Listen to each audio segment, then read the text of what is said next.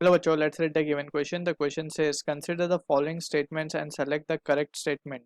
So first statement हमें given है water and ice have same specific heat. Option 2 given है water and ice have different specific heats. Third हमें given है specific heat of water is more than that of ice. Fourth हमें statement given है specific heat of ice is more than that of water. So कौन सा statement correct है हमें वो find करना है. So whether it is one only, option B में given है second only और third option given है 2 and third statement are correct. D option given है third and fourth statement are correct. So इसको समझने के लिए इस क्वेश्चन को we need to have a clarity on के स्पेसिफिक हीट होता क्या है. सो स्पेसिफिक हीट को अगर हम डिफाइन करें इन इजी वे तो वी कैन से कि it is a amount of heat required to raise temperature of a substance of a unit mass of a substance through 1 degree Celsius. ठीक है ना. और also we need to understand कि जब भी temperature बढ़े तो उसका फेज चेंज नहीं होना चाहिए. मीन्स अगर वो वाटर है तो दैट विल रिमेन वाटर, अगर वो आइस है तो that will remain ice. So phase change नहीं होना चाहिए. That is the important thing over here. We need to remember this. और अगर ऐसा होता है तो we can write the heat that is been required will be equals to M C D T delta T.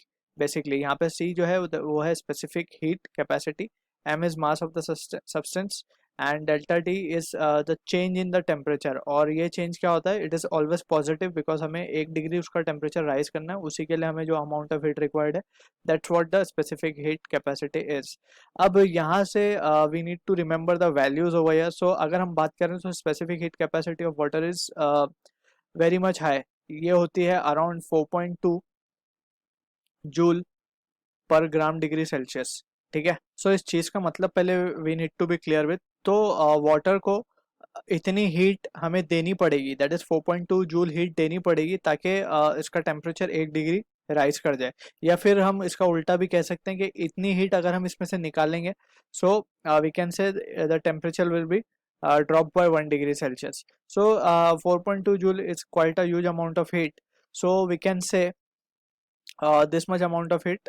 ये specific heat capacity water की fixed है.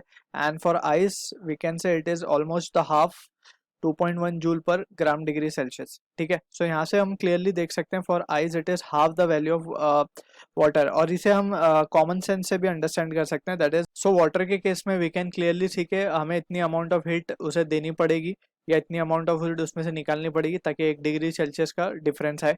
और अगर हम बात करें in case of ice so it is almost the half. So यानी कि ये कम टाइम में इट कैन बी कूल और its temperature can be raised without the change in phase. Alright. So हम कह सकते हैं कि in case of ice the amount of heat required is comparatively less.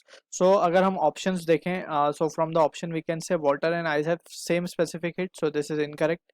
Water and ice have different specific heat. Yes, this is correct. Specific heat of water is more than that of ice. तो ये भी correct है. So हम कह सकते हैं second and third statement is correct. So option third is the answer to the given question. I hope you understood the solution. All the